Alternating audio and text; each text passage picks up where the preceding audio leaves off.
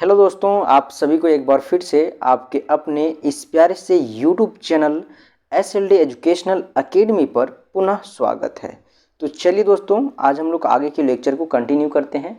जैसा कि previous lecture में हम लोगों ने देखे थे यूनिट 1 को, ठीक है। और यूनिट 1 को हम लोग कर रहे थे इंडियन इकोनॉमी, और उसमें हम लोग जो है एक प्रश्न को लिए थे भारतीय अर्थव्यवस्था की विशेषताओं की विवेचना करें, और इसमें हम लोग जो है वो परंपरागत विशेषताएं को देखे थे, ठीक है। ये सभी चीज़ हम लोग प्रीवियस लेक्चर में डिस्कस कर चुके हैं दोस्तों।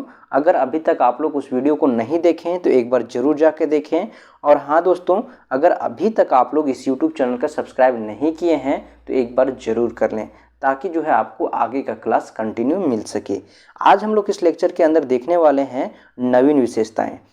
प्रीवियस लेक्चर में हम लोग परंपरागत विशेषताएं को देखे थे, और आज हम लोग देखेंगे नवीन विशेषताएं। तो हमारे साथ कंटिन्यू बने रहे दोस्तों। ये सभी चीज़ों के बारे में हम लोगों ने प्रीवियस लेक्चर में डिस्कस किए हैं पॉइंट टू पॉइंट, ठीक है। तो देखिए, इसमें आपका जो है नवीन विशेषताएं वो क्या है, ठीक है। देखिए, यहाँ से आज हम लोग लेक्चर को आगे की ओर कंटिन्यू कर रहे हैं। देखिए, नवीन उपयुक्त परंपरावादी विशेषताओं से ऐसा आभास होता है कि भारत एक पिछड़ा हुआ राष्ट्र है, लेकिन ऐसी बात नहीं है। स्वतंत्रता प्राप्ति के पश्चात दोस्तों, भारत में नियोजन की पद्धति अपनाने से यहाँ काफ़ी प्रगति हुई है, ठीक है। स्वतंत्रता प्राप्त करने के बाद भारत में जो है वो नियोजन नीति को अपनाया गया, ठीक है। और नियोजन नीति को अपनाने से यहाँ पे काफ़ी प्रगति देखा जा रहा है, ठीक है। कृषि के क्षेत्र में भी क्रांति परिवर्तन हुए हैं, नए नए उद्योग स्थापित हुए हैं, पुराने उद्योगों की कार्य पद्धति एवं उत्पादन में भी परिवर्तन हुआ है। नवीन विशेषताओं को हम लोग निम्न प्रकार से समझ सकते हैं। अब हम लोग देखेंगे एक एक पॉइंट लेके, और एक एक पॉइंट से हम लोग समझने का प्रयत्न करेंगे कि नवीन विशेषताएं से किस प्रकार भारत में जो है वो परिवर्तन आया है। देखिए, नवीन विशेषताएं का जो पहला विशेषता है वो है आपका नियोजन अर्थव्यवस्था, ठीक है। नियोजन अर्थव्यवस्था जो है आपका नियोजित अर्थव्यवस्था, उसको हम लोग देखेंगे। तो भारत में विकास के लिए नियोजन की नीति अपनाई गई। यह जो नियोजन नीति है वो 1 अप्रैल 1951 से लागू किया गया था, ठीक है। अब तक जो है 5 वर्षीय योजनाएं 3 हुआ है, और वार्षिक योजनाएं 3 वर्ष का अंतराल काल पूरे होने चुके हैं, ठीक है। अब हम लोग पॉइंट नंबर 2 को देखेंगे दोस्तों, जो कि आपका बी है, ठीक है। सार्वजनिक क्षेत्र का विकास, ठीक है। भारत में विकास के लिए नियोजन की नीति अपनाई गई, ठीक है। नियोजन की नीति जो है वो 1951 में भारत में 5 सार्वजनिक उद्योग थे, ठीक है।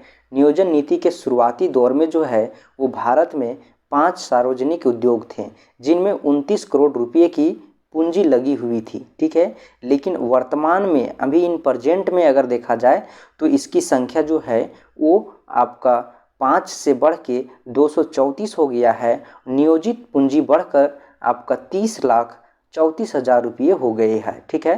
तो इस प्रकार से अगर देखा जाए तो सार्वजनिक क्षेत्र में विकास हुआ है, ठीक है। अब हम लोग पॉइंट नंबर सी की ओर बढ़ेंगे दोस्तों। पॉइंट नंबर सी क्या बोल रहा है? औद्योगिक विकास, ठीक है। औद्योगिक विकास जो है वो नवीन विशेषताएं में किस प्रकार अपना योगदान दे रहा है। देखिए, यहाँ पर औद्योगिक उत्पादन बढ़ रहा है, ठीक है। प्रथम योजना में 7.1%, द्वितीय योजना में 6.6%, तृतीय योजना में 9% इत्यादि योजनाओं में प्रतिशत उत्पादन बढ़ा है, ठीक है। तो इस प्रकार से अगर देखा जाए तो औद्योगिक विकास भी हो रहा है स्वतंत्रता प्राप्ति के बाद। अब पॉइंट नंबर डी को देखिए दोस्तों, प्रति व्यक्ति आय में वृद्धि, ठीक है। एक व्यक्ति का जो है वो इनकम जो होता है उसी को हम लोग बोलते हैं प्रति व्यक्ति आय, ठीक है। प्रति व्यक्ति आय में भी वृद्धि हो रहा है। यहाँ पर स्वतंत्रता प्राप्ति के बाद प्रति व्यक्ति आय लगातार बढ़ रही है, ठीक है। प्रति व्यक्ति आय जो है वो लगातार कंटिन्यू जो है वो बढ़ रहा है।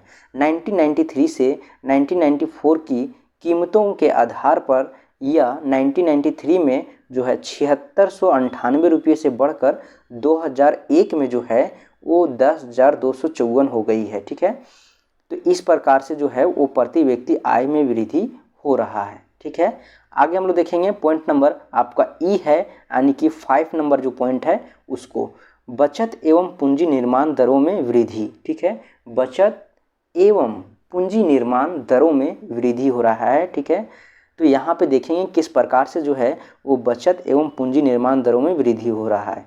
यहाँ बचतों एवं पूंजी निर्माण की दरों में भी वृद्धि हो रही है। 1950-51 में जो है 7.2% थी, जो 2001 में जो है वो बढ़कर 15.5% हो गई है। तो आप लोग डाटा से देख सकते हैं दोस्तों कि किस प्रकार से जो है वो बचत एवं पूंजी निर्माण दरों में वृद्धि हो रही है। ठीक है, तो इस प्रकार से हम लोग देखें आपका नवीन विशेषताएं क्या थी। तो ये जो आपका प्रश्न था दोस्तों, जो आपका प्रश्न था वो आपका दोनों जो पार्ट था ये कंप्लीट हो गया। ठीक है, ये प्रश्न का दोनों पार्ट जो है वो कंप्लीट हो चुका है और इस प्रकार से ये कंप्लीट उत्तर हो गया आपका प्रश्न का, भारतीय अर्थव्यवस्था की विशेषताओं की विवेचना। ठीक है, अगर आपके एग्जाम में ये प्रश्न आता है तो आप इस प्रकार से जो है इसका उत्तर दे सकते हैं। ठीक है, तो हमारे साथ इसी तरह कंटिन्यू बने रहें दोस्तों। और अगर अभी तक आप लोग टेलीग्राम चैनल को नहीं ज्वाइन किए हैं तो ज़रूर ज्वाइन कर लें, क्योंकि वहाँ पे आपको ये PDF मिल जाएगा। ठीक है, क्लास के साथ साथ ये सभी PDF जो है आपको टेलीग्राम चैनल पर मिलेगा और यूट्यूब चैनल पे आपको क्लास मिलेगा। तो हमारे साथ कंटिन्यू बने रहें। फिर मिलेंगे हम लोग एक नए वीडियो में। तब तक के लिए आप लोगों को बहुत बहुत धन्यवाद।